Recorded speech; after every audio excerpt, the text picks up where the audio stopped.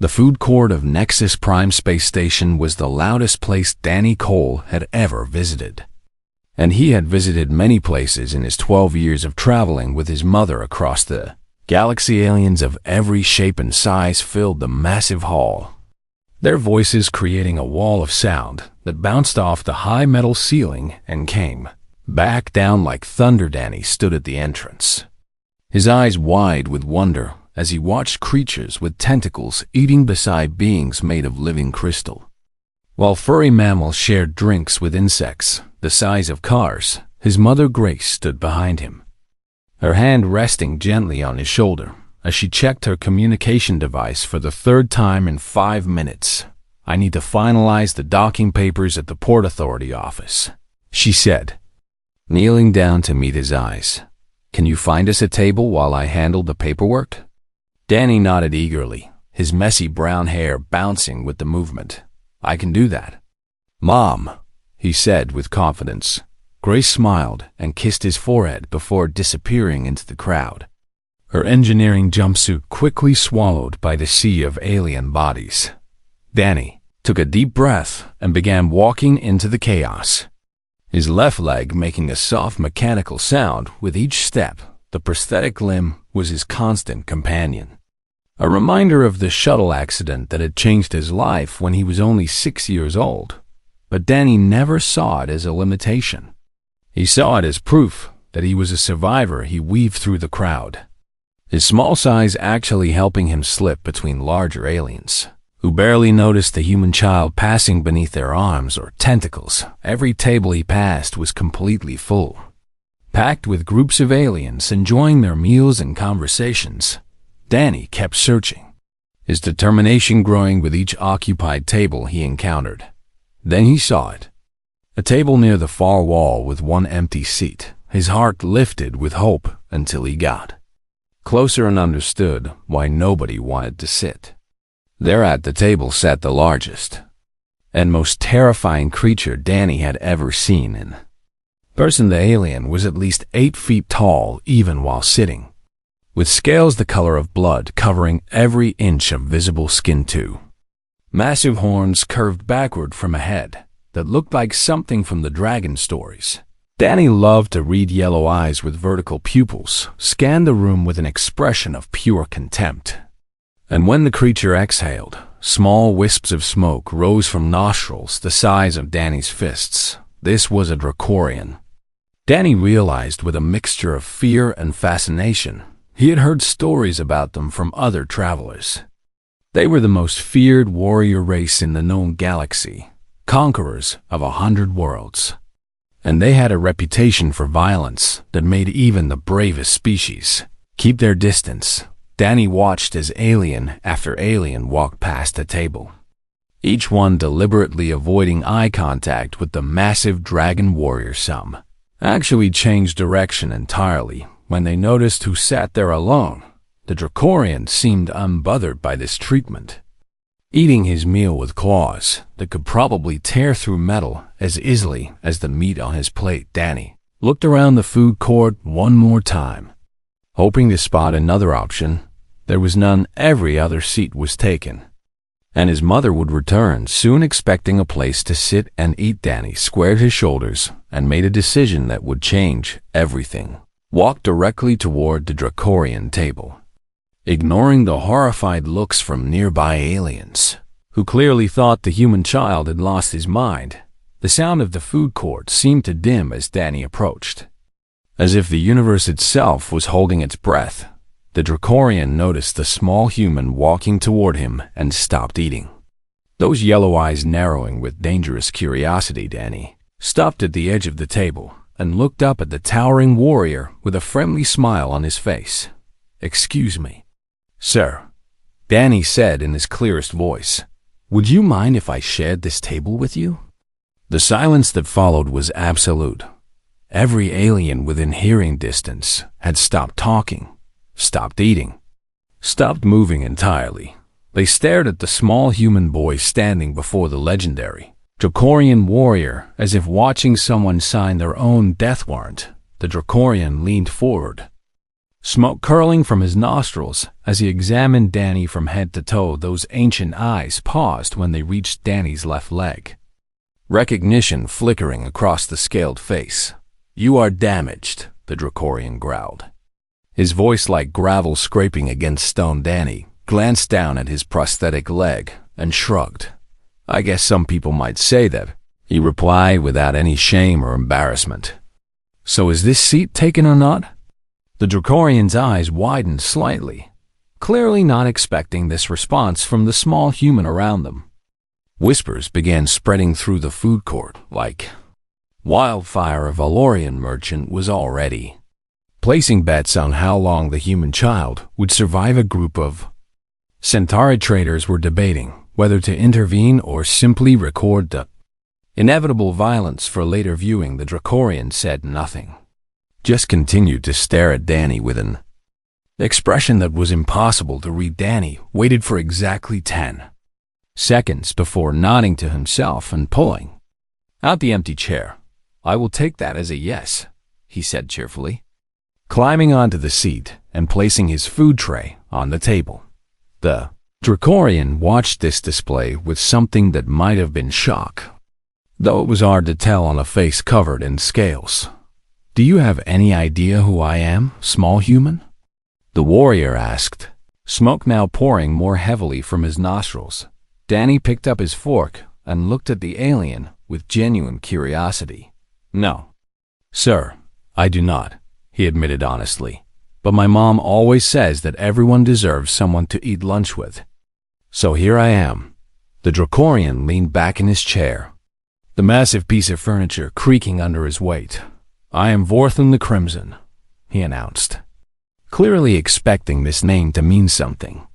"Destroyer of the Calixomata, conqueror of the Seven Moons, champion of the blood trials." Danny nodded politely while taking a bite of his noodles. "That sounds like a lot of work," he said after swallowing. "I am Danny, and this is my first time at this space station." Vorthen stared at the human child, who had just reduced centuries of legendary achievements to the phrase, "a lot of work," for the first time in longer than he could remember. The great Dracorian warrior had absolutely no idea what to do next. He had conquered worlds, faced armies alone, and survived battles that had claimed thousands of lives, but nothing in his vast experience had prepared him for a small human boy with a missing leg and a complete absence of fear. Danny continued eating his noodles, occasionally looking up at Vorthen with friendly eyes that held no judgment, no terror, and no hatred. Just simple, honest warmth from a child who wanted nothing more than a place to sit and eat his lunch. And somehow, that was the most unsettling thing Vorthen the Crimson had ever encountered in his 300 years of existence. Vorthen the Crimson had faced death 1,000 times without flinching, but the small human boy sitting across from him was making him deeply uncomfortable in ways he could not explain. Danny ate his noodles with obvious enjoyment, occasionally humming a little tune that Vorthen did not recognize. The food court around them had slowly returned to its normal noise level, though many aliens still stole nervous glances at the unlikely pair sharing a table. "Why do you not fear me?" Vorthen finally demanded, his patience worn thin by confusion. Danny looked up from his meal and tilted his head thoughtfully. "Should I be afraid of you?" he asked with genuine curiosity. Vorthen slammed his fist on the table, hard enough to make the trays jump. "I am a Dracorian warrior," he snarled, smoke billowing from his nostrils. "My kind has burned civilizations to ash, and my name alone has caused entire planets to surrender without a fight." Danny considered this information while chewing another mouthful of noodles. "That does sound scary," he admitted after swallowing. "But you have not tried to hurt me, and you let me sit here. So I think maybe you are not as mean as you want people to believe." Vorthen opened his mouth to argue, but found himself without words. No one had ever spoken to him like this. Not in 3 centuries of life. Every being he encountered either cowered in fear or challenged him to combat. There was never anything in between this small human with his damaged leg and warm smile existed in a space. Vorthen did not know how to navigate in Dracorian culture. Vorthen said slowly, pointing one massive claw at Danny's prosthetic leg. One such as you would not exist. Danny frowned slightly. What do you mean? He asked. Vorthen leaned forward, his yellow eyes burning with intensity. The weak and the broken are abandoned at birth, he explained with cold certainty. They are left in the wilderness to die because they would only burden the strong. And resources must not be wasted on those who cannot contribute to the glory of our people. The words hung in the air between them like poison. Danny set down his fork and looked at Vorthen with an expression that held no anger, only a deep sadness that made the old warrior uncomfortable. That sounds really lonely, Danny said quietly. Whatever response Vorthen had expected, it was not that. Lonely?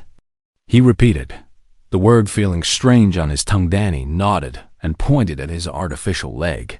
I lost my real leg when I was 6 years old, he explained in a matter-of-fact tone. A shuttle we were traveling on had an engine failure, and a piece of metal crushed my leg so badly the doctors could not save it. Vorthen listened in silence. His meal forgotten, my mom cried for 3 days straight. Danny continued, not because she was disappointed in me, but because she felt guilty that she could not protect me from getting hurt. The concept was alien to Vorthen in the most literal sense. Dracorian parents did not cry for injured children. They simply produced more offspring to replace the defective ones. After I healed from the surgery, my mom worked 3 different jobs to save money for a prosthetic, Danny said, a proud smile crossing his young face. She barely slept for 2 years, but she never complained. Not once. Vorthen found himself leaning closer, drawn into the story despite his instincts screaming at him to disengage.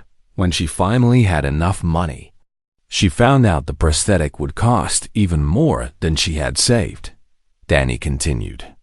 She was so upset, but then something amazing happened. What happened? Vorthen asked before he could stop himself. Danny's smile grew wider as he remembered. Our neighbors found out what was going on, and they started raising money to help, he said with obvious joy in his voice. People who barely knew us gave what they could, and a retired engineer named Ura Patterson heard about my situation and volunteered to build my prosthetic for free. Danny lifted his leg slightly so Vorthen could see the craftsmanship. He spent 6 months making it perfect for me, Danny explained.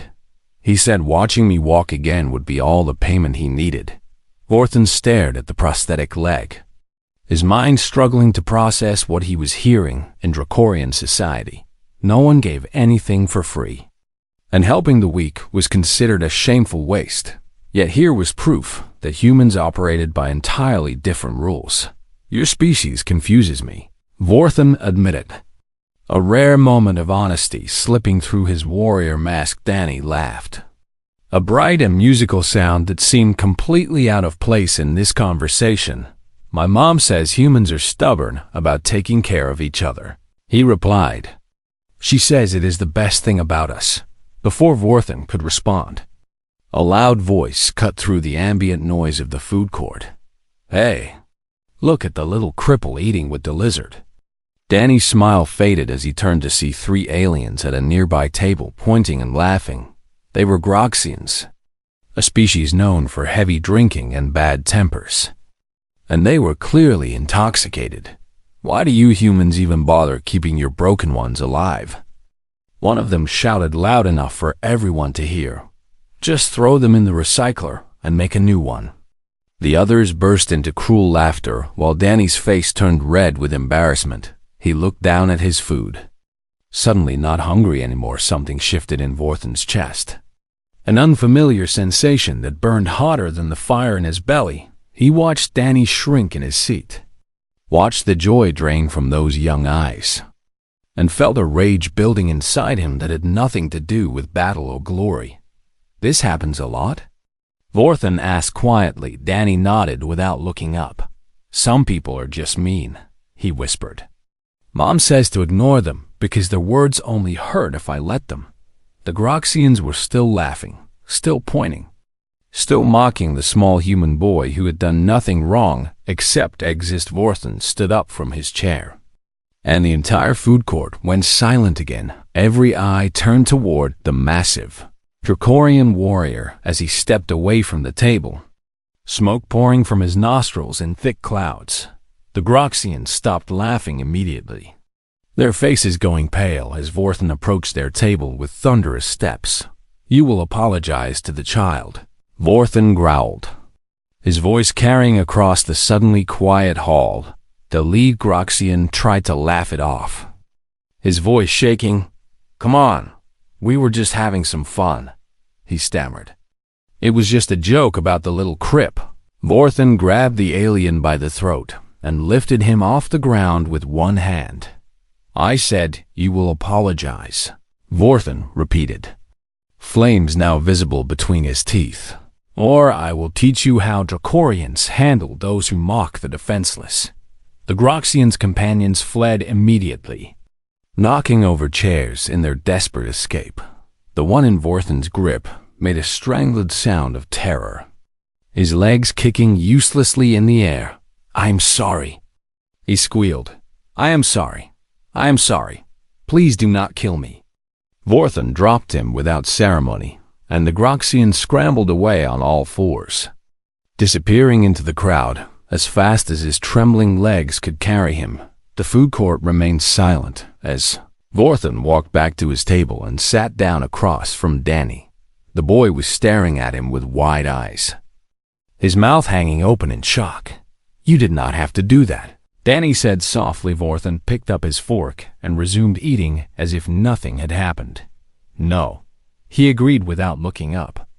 "I did not have to," but something in his voice suggested that maybe, for the first time in a very long time, Vorthen the Crimson had done something because he wanted to, not because he had to, and that made all the difference.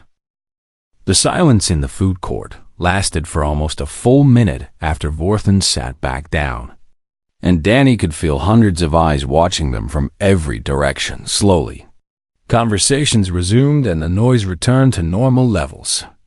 But everyone kept stealing glances at the strange pair who had just provided the most unexpected entertainment the station had seen in months. "Thank you," Danny said quietly. "For standing up for me like that." Vorthen grunted and continued eating, though his movements were slower now, almost thoughtful. "In my culture, defending the weak is considered shameful," he admitted. "It suggests that the weak have value worth protecting."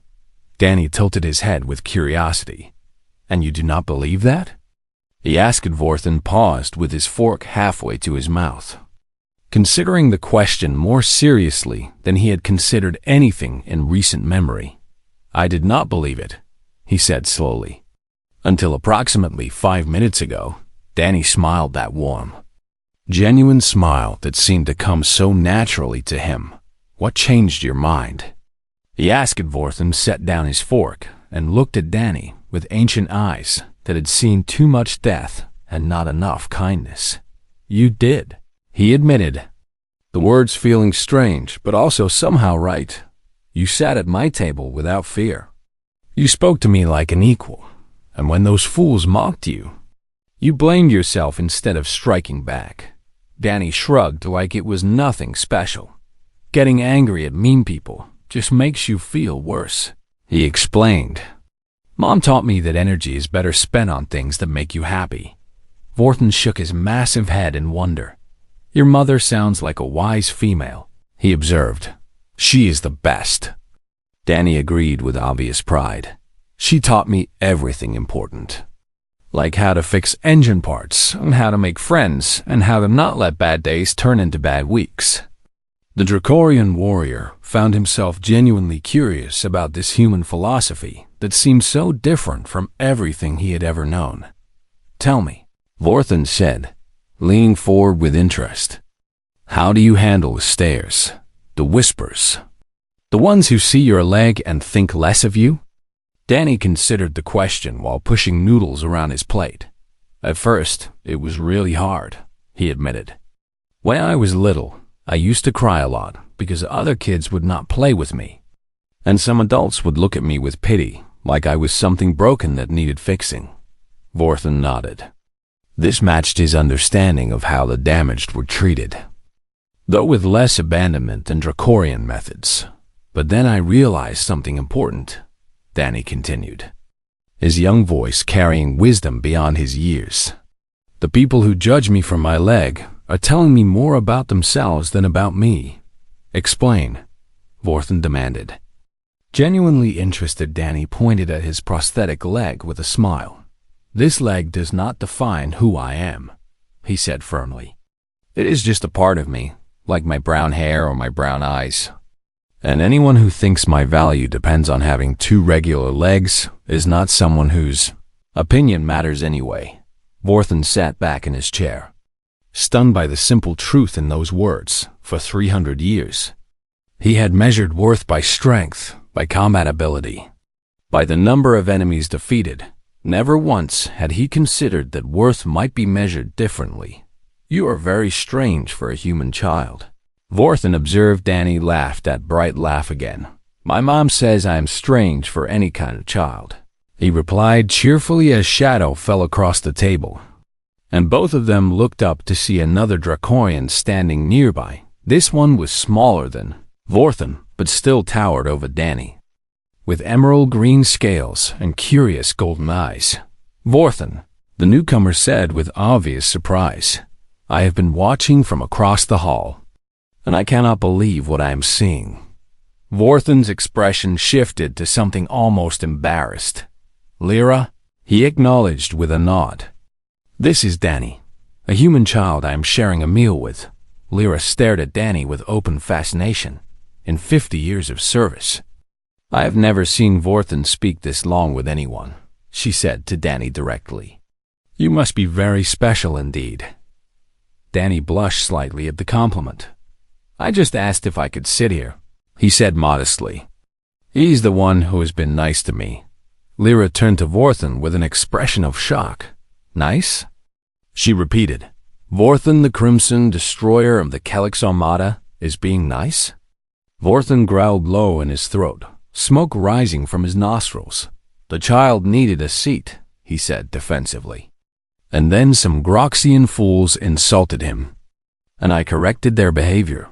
Lyra's eyes went wide. You defended a human? She asked in disbelief. A damaged human child? Danny frowned at the word damaged but said nothing. Watching the interaction between the two draconians with interest, Vorthen stood to his full height, towering over Lyra despite her own impressive size. This child has shown more courage today than most warriors show in their entire lives, he declared, his voice carrying across nearby tables.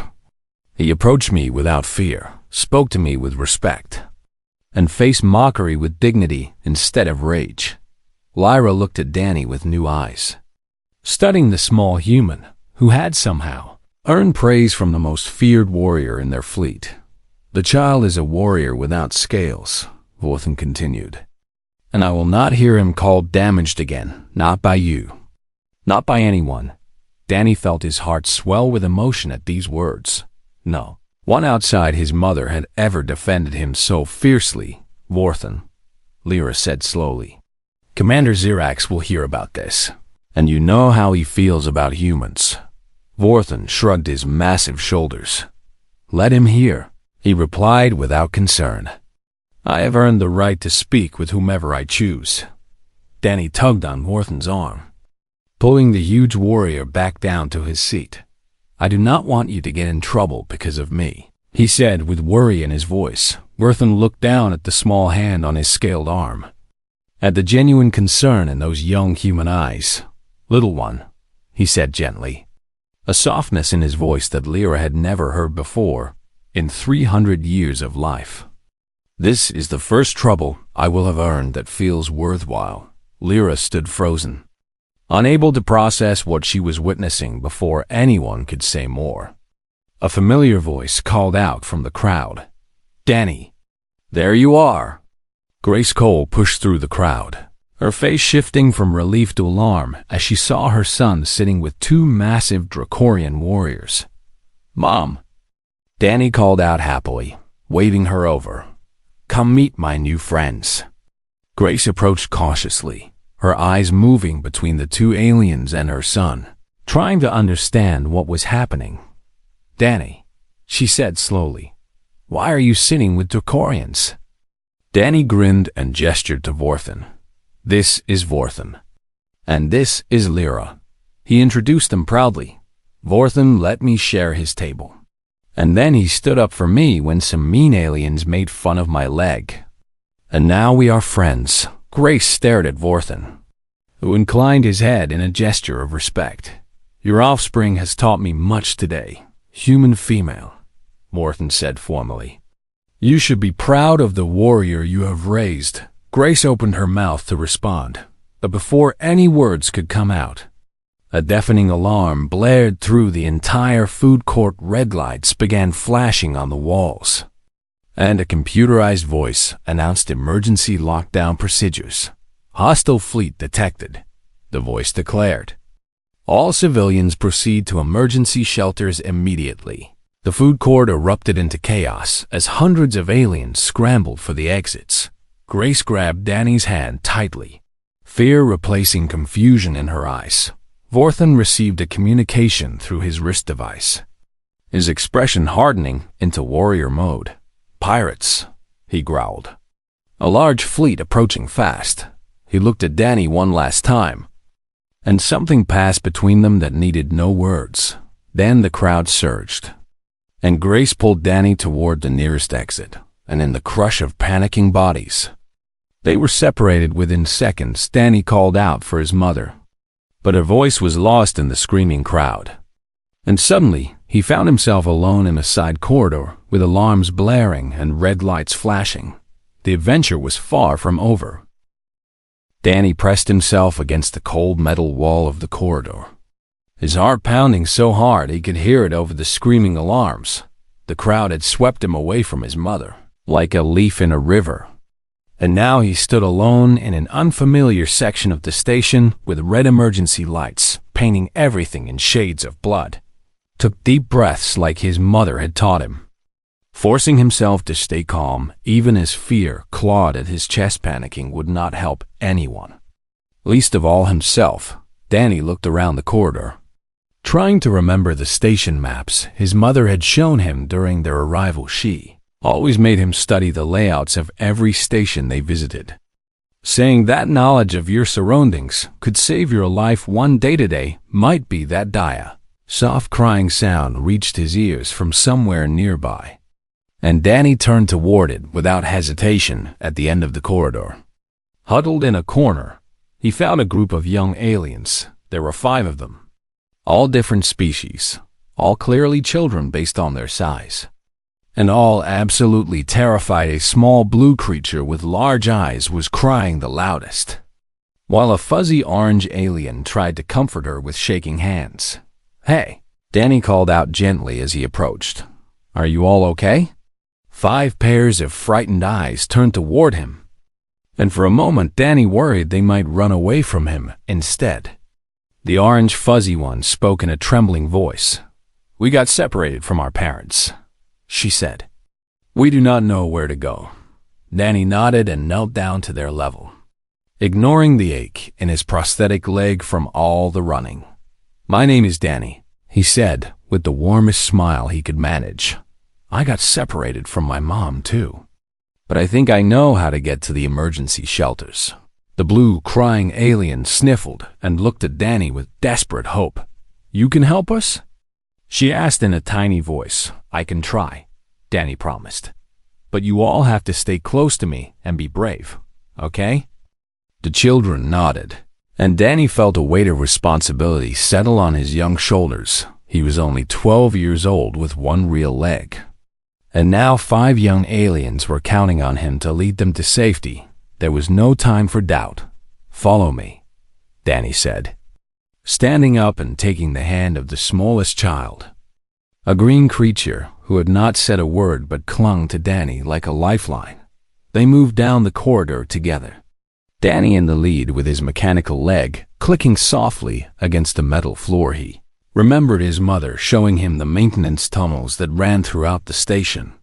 Emergency routes that most people never noticed. If he could find an access panel, he might be able to lead the group through the tunnels to safety. An explosion somewhere in the station made the wall shake, and two of the children screamed in fear. Danny stopped and turned to face them, his voice steady despite his own terror. "I know this is scary," he said firmly, "but we are going to be okay as long as we stick together."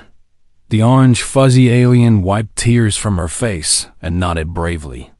"Like a pack," she said. "We stay together like a pack." Danny smiled at her. "Exactly like a pack," he agreed. They continued through the corridors, dodging panicked adults who barely noticed the group of children moving against the flow of traffic. Danny kept his eyes open for the maintenance access panels his mother had described.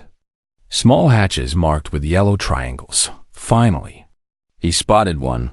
"Over here," he called to his small group, leading them to the panel. The hatch was designed for adult hands, but Danny had spent years helping his mother with repairs and knew exactly how to work the release mechanism. Panel swung open to reveal a tunnel lit by dim emergency lighting. "It will be dark in there."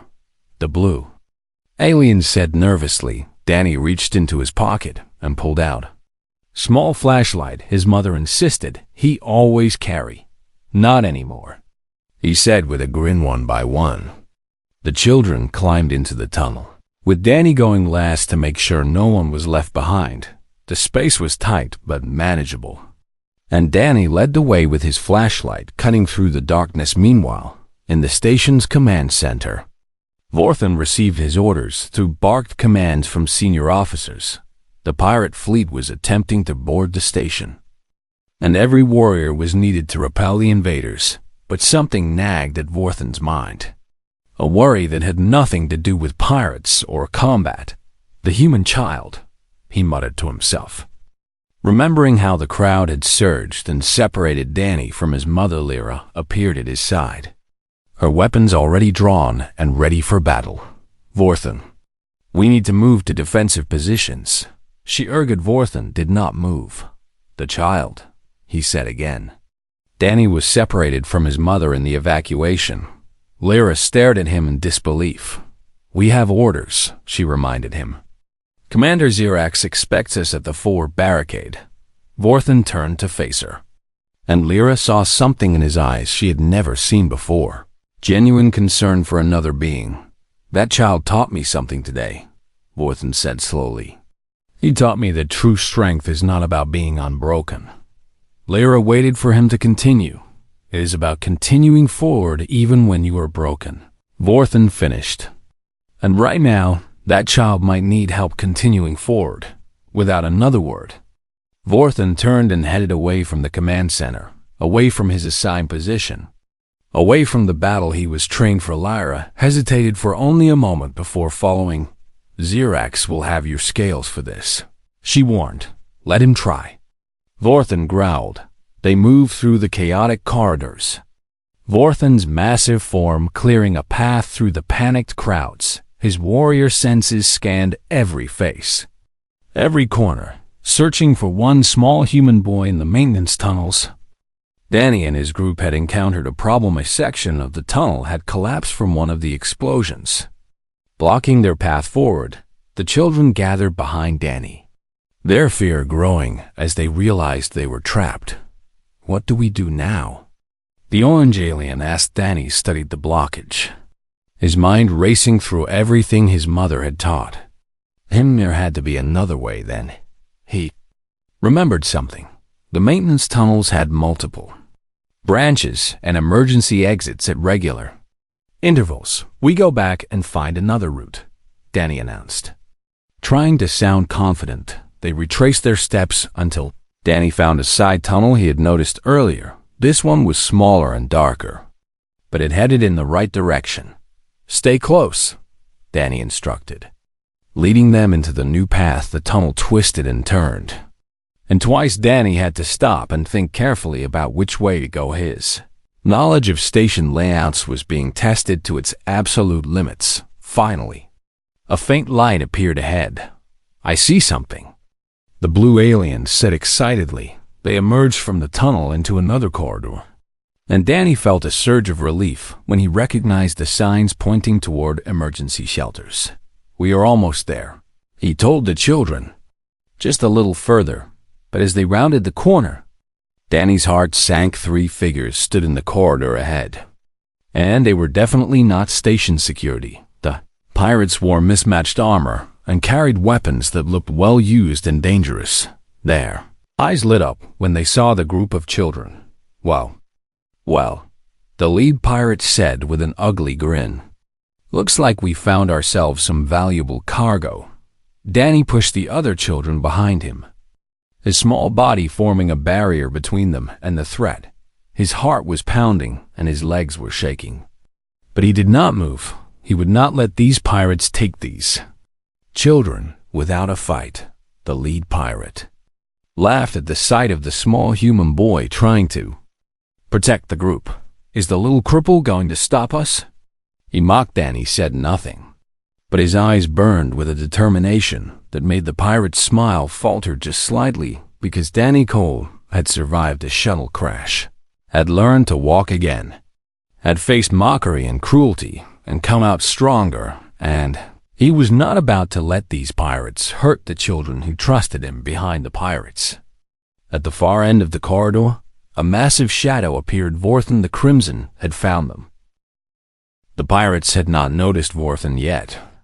Their attention focused entirely on the group of children before them. Danny stood his ground, refusing to show the fear that churned in his stomach like a storm behind him. The 5 young aliens huddled together, their tiny hands gripping each other and Danny's shirt. "Move aside, boy," the lead pirate demanded, stepping closer with his weapon raised. "These little ones will fetch a good price on the black market." Danny shook his head. "No," he said, his voice stronger than he felt. "You will not touch them." The pirate laughed, a cruel sound that echoed through the corridor. "And who is going to stop me?" he sneered. "You and your fake leg?" The other 2 pirates chuckled at their leader's joke, moving to flank Danny on either side. Danny knew he could not win this fight, not with his body, not with his strength, but he also knew that sometimes courage meant standing up, even when you could not win. He spotted a loose pipe on the floor, debris from the earlier explosion, and grabbed it with both hands. "I will," Danny declared, raising the pipe like a sword. The lead pirate's amusement faded into irritation. "Stupid human," he growled, raising his weapon. "I was going to sell you with the others, but now I think I will just..." He never finished the sentence. Roar of pure fury shook the corridor as Vorthen the Crimson charged forward like a force of nature. The pirates spun around just in time to see 8 feet of scaled death descending upon them. Vorthen crashed into 2 of the pirates with the force of a meteor, sending them flying into the walls with bone-crushing impact. The lead pirate tried to raise his weapon, but Lyra was already there, her claws slashing the gun from his hands before he could fire within seconds. All 3 pirates were on the ground, unconscious, and broken. Vorthen stood over them, smoke pouring from his nostrils, flames flickering between his teeth. Then he turned to Danny, and his expression soft. "Are you injured, little warrior?" he asked. Danny shook his head, his hand still trembling as he lowered the pipe. "We are okay," he managed to say. "All of us are okay." The children behind Danny peeked out from their hiding spots, their eyes wide as they stared at the massive Dracorian who had just saved them, the smallest one. The silent green alien stepped forward and hugged Vorthen's leg. Vorthen froze, clearly having no idea how to respond to this display of affection. Lyra covered her mouth to hide what might have been a laugh. "The shelters are this way," she said, gesturing down the corridor. "We should move before more pirates arrive." Danny nodded and gathered his group of children, leading them towards safety while Vorthen and Lyra provided protection. They reached the emergency shelters without further incident. And the moment the doors opened, chaos erupted. Parents rushed forward crying out names. And one by one the children Danny had led through the tunnels were reunited with their families. Each reunion was filled with tears and embraces and questions about what had happened, and each child pointed to Danny, to the small human boy with the prosthetic leg who had found them in their moment of terror and guided them to safety. Danny. Grace Cole burst through the crowd and swept her son into her arms, holding him so tight he could barely breathe. "I am okay, Mom," Danny said, hugging her back just as fiercely. "I am okay." Grace pulled back to look at her son, tears streaming down her face. "They told me you led those children to the maintenance tunnels," she said, her voice breaking. "They said you stood between them and pirates with nothing but a pipe." Danny shrugged like it was nothing special. "They were scared and alone," he said simply. "I just did what you would have done." Grace laughed through her tears and hugged him again around them. The parents of the rescued children approached with gratitude that needed no translation of a Lorian mother, pressed her forehead to Danny's in her species gesture of deepest thanks. Centauri father knelt before him and spoke words of blessing in his native language. Even the small green alien who had stayed silent through the entire ordeal finally spoke, tugging on Danny's sleeve. "Thank you for being brave," he whispered. "You saved us." Danny felt his own eyes growing wet, but he smiled and patted the child's head. Gently, Vorthen watched all of this from a distance, a strange feeling growing in his ancient chest. He had seen countless battles, witnessed acts of heroism from the greatest warriors in the galaxy, but nothing compared to watching this small human boy, this child with a mechanical leg and a heart too big for his body. Except gratitude he did not even seem to think he deserved. "He is remarkable," Lyra said quietly, standing beside Vorthen. "He is human," Vorthen replied, and for the first time ever, those words sounded like a compliment. Heavy footsteps announced the arrival of Commander Xerax, a Dracorian even larger than Vorthen, with scales the color of midnight. His face was stern as he approached Vorthen and Lyra. "You abandoned your post," Xerax growled. "You disobeyed direct orders in the middle of a combat situation." Vorthen straightened to his full height and met the commander's eyes without flinching. "I did," he admitted. "And I would do it again." Xerax's eyes narrowed dangerously. "Explain yourself," he demanded. Vorthen gestured toward Danny, who was still surrounded by grateful families. "That child," Vorthen said, "saved 5 young aliens today. Not with weapons or warrior training, but with courage and kindness and a refusal to abandon those weaker than himself." Xerax turned to look at Danny, taking in the prosthetic leg, the small stature, the warm smile. "He is defective," Xerax observed coldly, using the Dracorian term for those deemed unworthy. "He is stronger than any warrior I have ever known," Vorthen replied firmly. "And today he taught me that our definition of strength has been wrong for centuries." Xerax stared at Vorthen for a long moment, then looked again at Danny. The human boy had picked up the small green alien and was carrying him to his waiting parents, unconcerned with how the weight affected his artificial leg. "Perhaps," Xerax said slowly, "our traditions require reconsideration." It was not an apology or an admission of wrong, but from a Dracorian commander, it was revolutionary. Weeks later, Danny received a message that made him shout with joy loud enough to be heard throughout his mother's cargo ship. He had been named an honorary member of the Dracorian Warrior Order, the first human and the first individual with a disability ever granted the title in the entire history of their species. Framed the certificate and hung it in the ship's common area, where it became the first thing anyone saw when they came aboard, when their travels brought them back to Nexus Prime.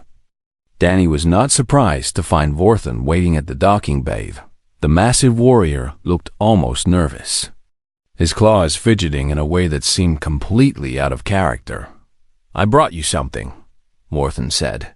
Holding out a medallion on a chain, Danny took it carefully, examining the intricate carvings that depicted a dragon breathing fire toward the stars.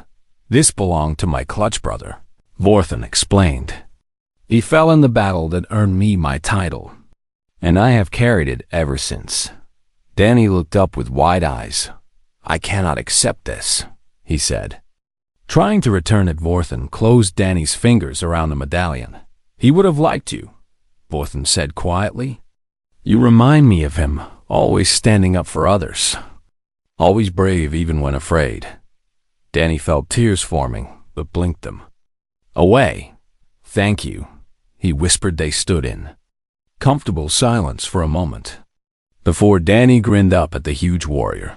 "So," he said with a mischievous twinkle in his eye, "do you want to get some noodle soup?"